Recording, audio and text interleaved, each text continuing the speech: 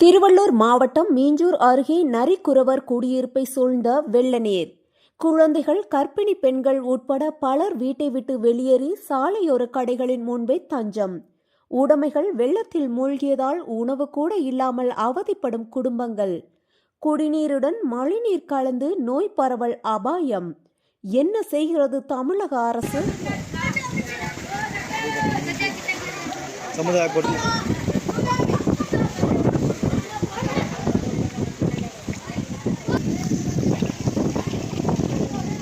தண்ணி அது பைப்பு தண்ணி குடிக்கிறது இல்லாத குடிக்கிற தண்ணி.